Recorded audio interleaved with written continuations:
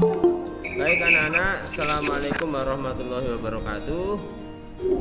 Waalaikumsalam warahmatullahi wabarakatuh. Ya, selamat pagi, salam sejahtera untuk kita semuanya ya. Hari ini kita akan lanjutkan pelajaran kita di tema 2 atau tema menyayangi tumbuhan dan hewan. Ini bukunya ya. Ya, buku 3B ya, bukan yang 3A lagi. Nah, saya informasikan untuk awal bulan September ya.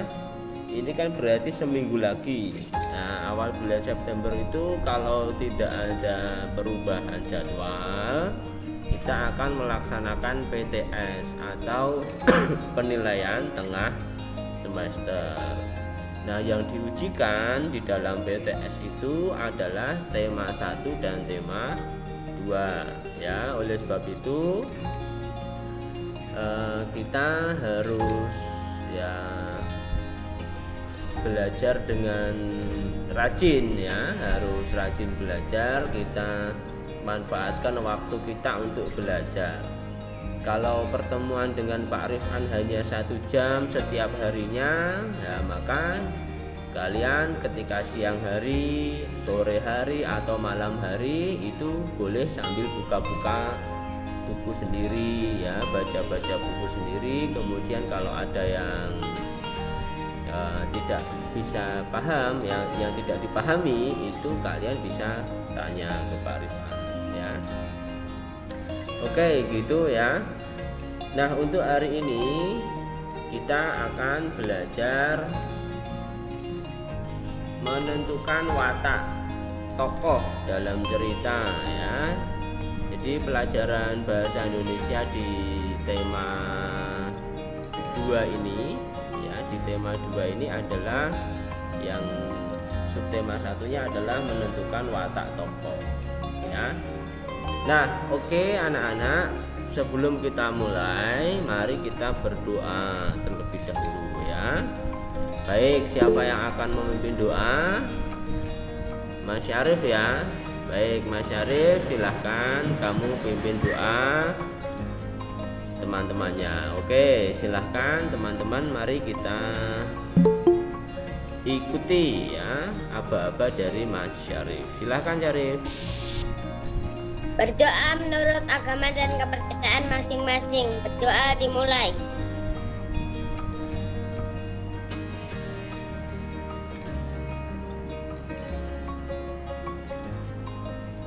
Berdoa selesai.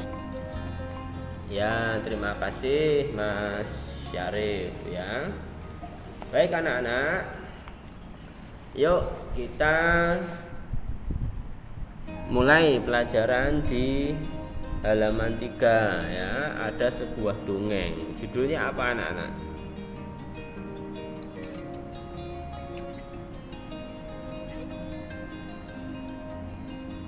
Judulnya adalah Kisah Pohon Tomat dan Pohon Mangga. Ya, itu ya. Ini karena dongeng ya, maka ya pohon pun bisa berbicara ya, itu dongeng ya. Nah, nanti kita akan belajar menentukan watak-wataknya ya. Watak itu apa? Sifat-sifatnya ya, sifat. Contoh watak ya, kalau kita punya teman wataknya baik hati, lah baik hati itu seperti apa? Apakah dia penolong? Apakah dia ini sabar ya? Kemudian apakah dia ini dermawan, suka memberi? Nah, itu watak ya. Selain watak tokoh yang baik, ada juga watak tokoh yang buruk ya, yang jelek ya. Misalnya adalah apa? Sombong. Apalagi selain sombong, watak yang jelek, pelit ya, atau kikir. Nah, kemudian ada lagi apa? Malas. Nah, gitu ya. Dan anak-anak, sebelum kita baca ya, sebelum kita baca halaman 3, Pak Rifan akan tunjukkan dulu pada kalian ini. Nah, ya, ini sudah saya tulis ya, sudah saya tulis di blog, kalian nanti bisa baca-baca. Oke. Apa yang terlihat di layar kalian, anak-anak?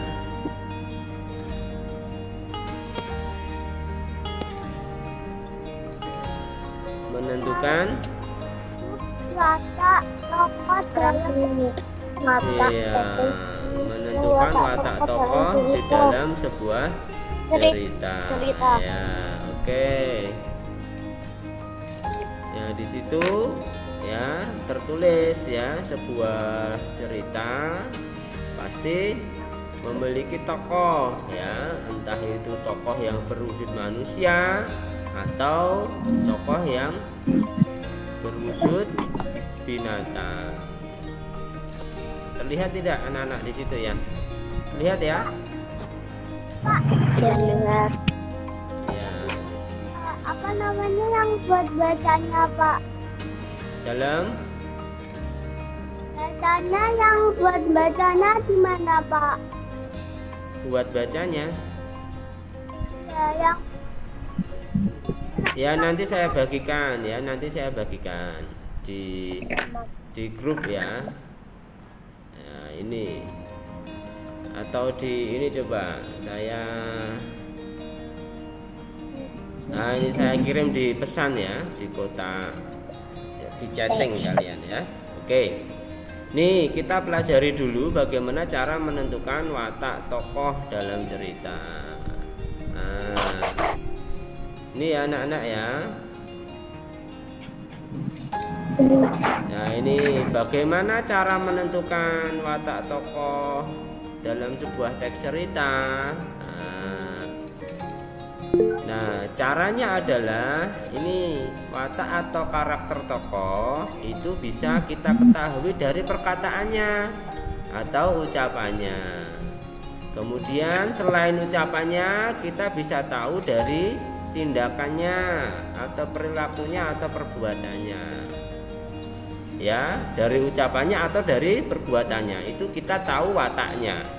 Nah, selain itu ya, kadang-kadang di dalam sebuah cerita itu watak tokohnya itu sudah disebutkan secara langsung, sudah ada di dalam teksnya. Nah, itu yang namanya watak secara tersurat. Nah, tersurat itu artinya sudah disebutkan dalam ceritanya. Nah, ini contohnya seperti ini. Yo, coba ya kita baca bersama-sama. Siapa yang mau membacakan untuk teman-teman? saya, Pak. Contoh 1. Ya, Mbak Kaila. Ya, silahkan Kaila apa? Ya, Kaila silahkan. Bacakan untuk teman-teman. Hah? Kepencet tadi. Berapa, Pak? Ini yang ada di HP kalian itu, yang di layar kalian itu. Contoh 1. Terlihat kan?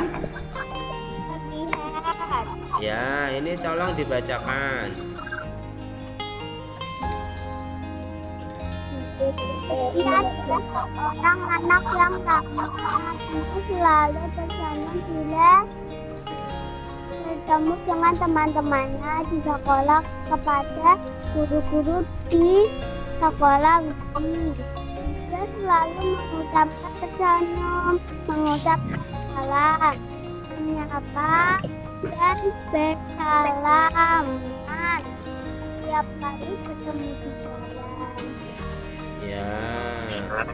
Oke, cara membacanya ya. Ini kita harus perhatikan tanda titik komanya ya, Mbak. Nih, kalau ada titik harus berhenti terlebih dahulu ya. Kalau ada koma berhenti sejenak. Itu ya anak-anak ya. Oke, coba siapa lagi yang mau membacakan? Kita ulangi sekali lagi yuk. Ini contoh 1, siapa yang mau membacakan? Oke, Mas Kausar, silahkan Mas Kausar, dihidupkan mic-nya. Tolong bacakan dengan keras, yuk. Contoh 1. Widi adalah anak yang ramah. Dia selalu tersenyum bila bertemu dengan teman-temannya di sekolah. Kepada guru-guru di sekolah, Widi juga selalu mengucapkan tersenyum, mengucapkan salam, menyapa, dan bersalaman setiap kali bertemu jalan. Iya, oke. Dari yang kita baca ini, apakah kalian bisa menentukan watak tokohnya Widi? Ya, Mas Axel. Watak tokohnya Widi apa? Ramah dan santun. Oh iya, sudah oh iya, ini ya, sudah disebutkan dalam teksnya ya. Ini ramah ya. Kemudian Widi juga seorang yang santun. Nah, ini penjelasannya. Nah, dari teks tersebut kita tahu bahwa tokoh Widi memiliki sifat ramah dan santun ya. Sudah tersurat atau sudah tertulis ya, ini ya, sudah tertulis dengan jelas dalam teks pada kalimat pertama. Nah, ini ramah. Nah, sedangkan karakter santun itu kita bisa ketahui dari perilakunya, tindakannya. Apa tindakannya Widi? Selalu tersenyum, mengucapkan salam, menyapa dan bersalaman dengan guru ya. Itu karakternya santun. Bagus sekali Mas Excel ya. Itu cara menentukan watak tokoh yang pertama. Oke, sekarang yang contoh kedua. Ya. Contoh yang kedua, siapa yang mau membacakan? Terlihat tidak contoh yang dua? Ini yang pagi-pagi benar. Terlihat tidak anak-anak? Terlihat ya? Terlihat. Oke. Siapa yang mau membacakan untuk teman-teman? Mas Adril mau coba? Aku. Nih coba Mas, yang contoh 2. Saya sebentar. Maaf ini. Nah ini. Yo, terlihat ya? Oke. Terlihat. Coba. Pagi-pagi benar Dina sudah bangun ketika azan subuh belum berkumandang. Telah bergegas. Iya bergegas. Memasak air. Ia bergegas memasak air, mengisi bak mandi dan mencuci seluruh pakaian keluarganya.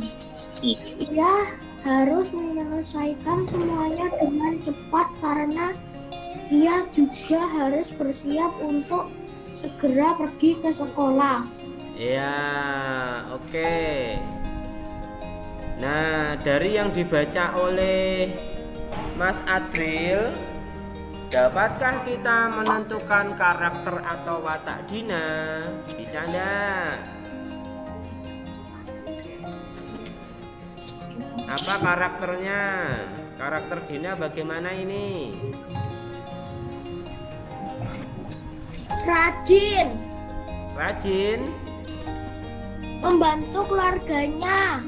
Iya, Dina seorang anak yang rajin membantu keluarganya. Dari mana kita tahu? Dari perbuatannya. Nah ini, dalam teks di atas karakter Dina tidak disebutkan secara tersurat, tidak dituliskan ya. Tetapi kita tahu bahwa Dina Memiliki watak dari mana? Dari perbuatan atau tindakannya. Tindakannya apa tuh? Setiap pagi dia sudah bangun sebelum azan subuh, sebelum ayam berkokok, ya. Kemudian dia setelah bangun itu langsung masak air, langsung ngisi bak mandi dan mencuci pakaian seluruh keluarga. Kemudian dia cepat sekali menyelesaikan itu karena dia juga harus segera pergi ke sekolah. Nah, ini ya tindakannya ya. Dina selalu bangun pagi, memasak air, mengisi bak mandi dan mencuci pakaian seluruh keluarganya. Padahal Dina juga harus segera bersiap pergi ke sekolah. Dari situ kita tahu bahwa Dina memiliki sifat apa tadi? Rajin, terus mandiri dan disiplin. Mandiri dan disiplin, tepat waktu. Walaupun di dalam teks itu tidak disebutkan Dina seorang anak yang rajin, nah, tidak disebutkan kan? Tapi dari perbuatannya, dari perbuatan Dina, kita tahu bahwa Dina memiliki sifat yang rajin, mandiri dan disiplin. Paham ya anak-anak ya? Nah, itu cara menentukan watak dengan melihat perbuatannya, ya. Oke, sekarang kita lanjut contoh 3. Ya, Mas Pandu silahkan. Teman-teman yang lain dimatikan dulu mic-nya ya. Kita dengarkan Mas Pandu membaca. Yo, Mas Pandu. Contoh 3. Sudah berkali-kali kakak mengingatkan Dodit untuk belajar karena besok sudah ujian. Namun Dodit selalu menolak dan berkata, Aku sudah bisa kok, Kak. Pelajarannya gampang sekali. Jadi, buat apa belajar? Ya, bagus sekali ya membacanya Mas Pandu, bagus. Sudah berkali-kali kakak mengingatkan Dodit untuk belajar karena besok sudah ujian. Namun Dodit selalu menolak dan berkata, Aku sudah bisa kok Kak, pelajarannya gampang sekali. Jadi buat apa belajar? Nah, itu jawabannya siapa? Dodit ya. Nah, dari situ bagaimana cara menentukan watak atau karakter Dodit? Ya, siapa yang tahu? Mbak Renata kayaknya angkat tangan ini. Karakternya apa? Wataknya Dodit gimana ini? Ini disebutkan tidak dalam teks, tidak disebutkan ya wataknya Dodit ya. Tetapi dari perkataan Dodit kita tahu karakternya. Kira-kira apa yo karakternya? Pohon tomat akhirnya berubah dengan lebat. Dengan bangga, pohon tomat memamerkannya kepada pohon mangga. Pohon mangga yang belum memiliki buah satu pun merasa sedih dan iri. Ya, oke, stop dulu ya. Kita tahu di situ tokohnya ada 2, yaitu siapa? Pohon mangga dan pohon tomat dan ya, pohon tomat dan pohon mangga. Mereka bersahabat sejak kecil ya, umurnya sama. Tetapi ternyata pertumbuhannya berbeda, ya kan? Lebih tinggi yang mana? Lebih tinggi yang pohon mangga. Nah, tetapi hari berganti hari, meskipun lebih kecil, tapi tomat itu ditumbuhi oleh sudah mulai berbuah ya, sudah mulai mengeluarkan buah. Sedangkan pohon mangga itu belum memiliki buah, ya. Sehingga apa yang terjadi? Pohon mangga merasa bagaimana? Merasa sedih dan iri. Iya, merasa sedih dan iri. Yuk kita lanjutkan lagi ke halaman berikutnya. Yang lain selain Mbak Kirana, siapa lagi yang mau membacakan?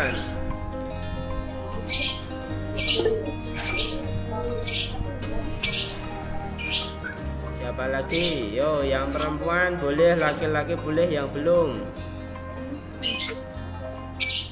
Mas Rehan bisa? Berapa? Ini halaman 4.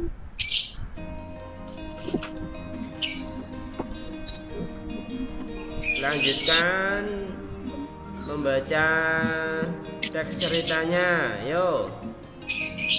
Akhirnya pohon tomat memiliki buah yang ranum dan siap dipetik. Semua buah di pohon tomat dipetik oleh manusia tanpa menyisakan satu buah pun. Pohon tomat merasa bangga karena dirinya telah memberikan manfaat bagi manusia. Dia mendengar berita yang menyedihkan. Sahabat karibnya telah mati. Mangga penasaran lalu kepada pohon beringin, pohon tua yang bijaksana. Pohon tomat memang cepat menghasilkan buah, namun usianya hanya sampai dia setelah dipanen buahnya, pohon tomat akan mati. Usianya tidak lebih dari 5 bulan, kata pohon beringin.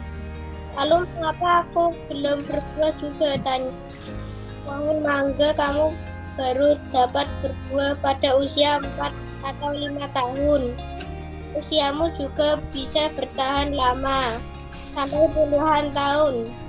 Kamu harus bisa menerima dirimu apa adanya. Pohon mangga, katakanlah pohon mangga begitu.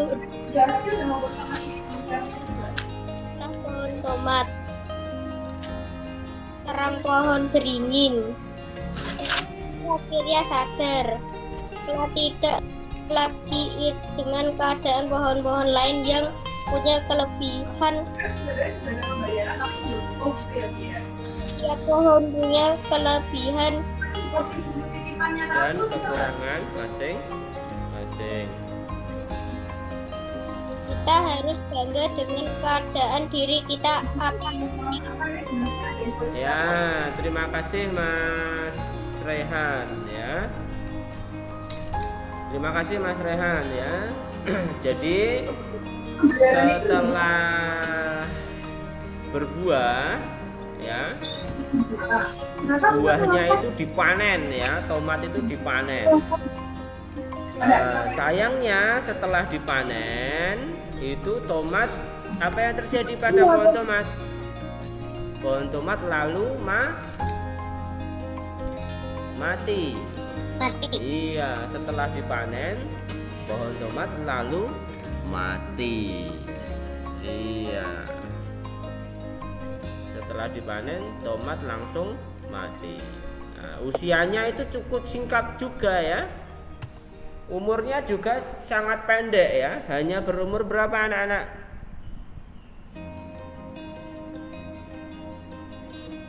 5 bulan.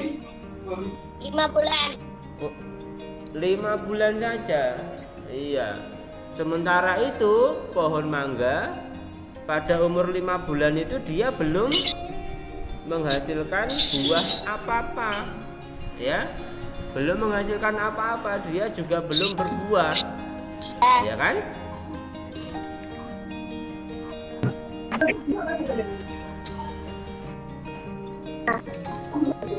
Ya toh?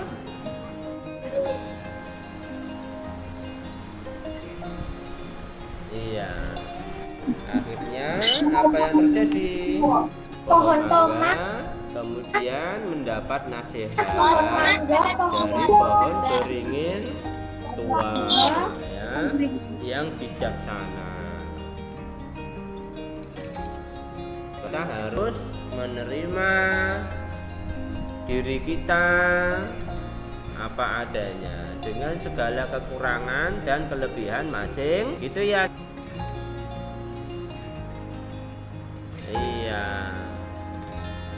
Oke, gitu caranya ya. Baik. Bisakah kalian menjawab apa itu? Bisa ya?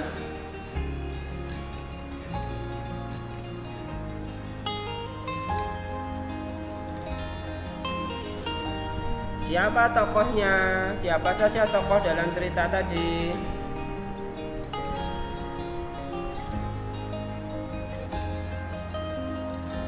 Yuk. Ya, pohon tomat. Iya, pohon tomat, pohon mangga, dan pohon beringin tua. Ya, oke. Selanjutnya yang nomor 2.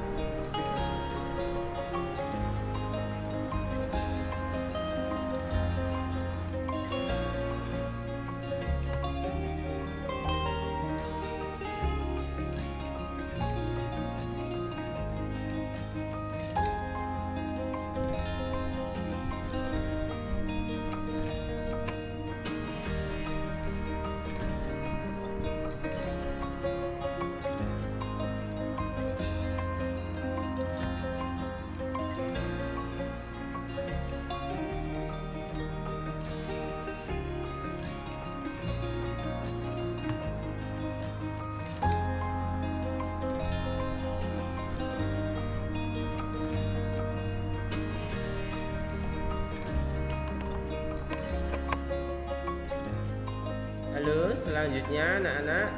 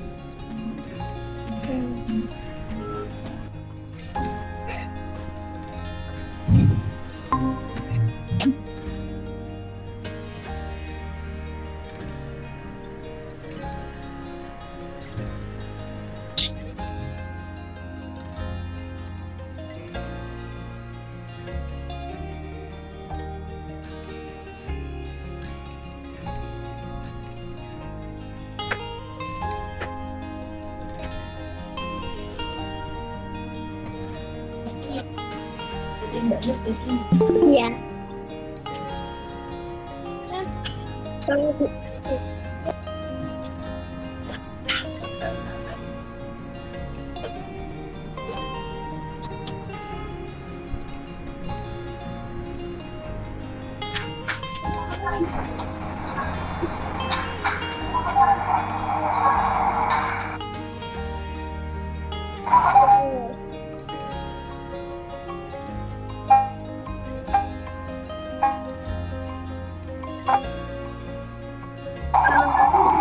Pak Rifan, laptopnya Pak Rifan ini apa macet-macet ya, jadi saya harus menyambung dengan HP ya. Oke, sampai di mana tadi anak-anak?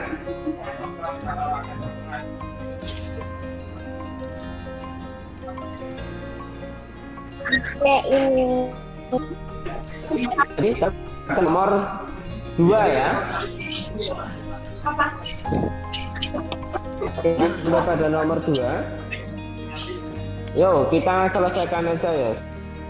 Selesaikan, yo. Selesaikan dengan cepat ya. Allahu Akbar. Allah. Oke. Yang nomor 2, siapa yang berbuah lebat? Pohon tomat.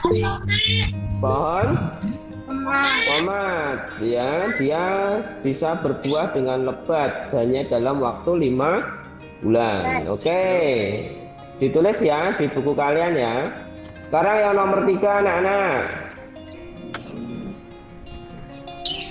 Bagaimana sikap pohon mangga melihat pohon tomat yang dapat buah lebat? Yo, nomor 3, siapa yang sudah? Halo.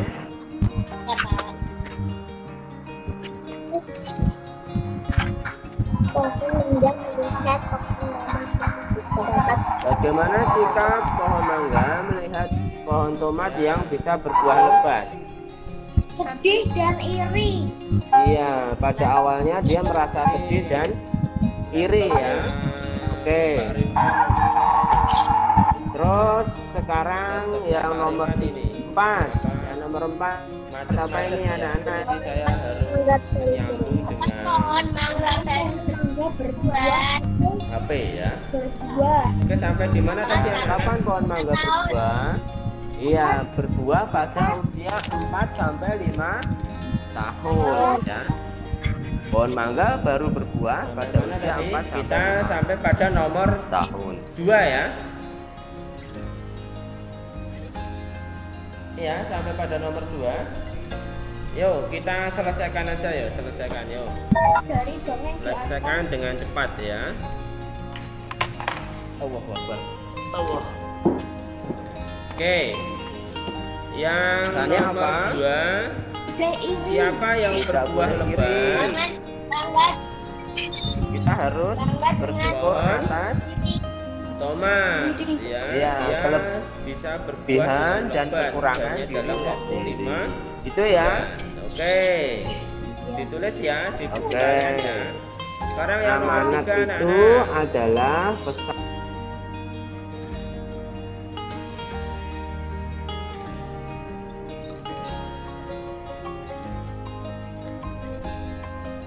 Yo, nomor 3, siapa yang sudah?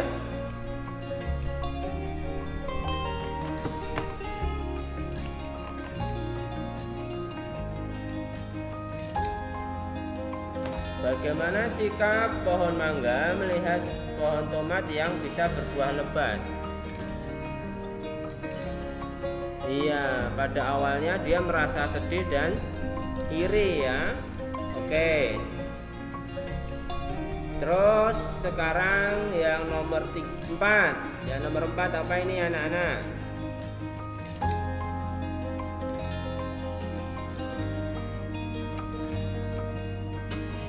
Ya, kapan pohon mangga berbuah? Iya, berbuah pada usia 4 sampai 5 tahun ya. Pohon mangga baru berbuah pada usia 4 sampai 5 tahun. Yang nomor 5, siapa yang bisa?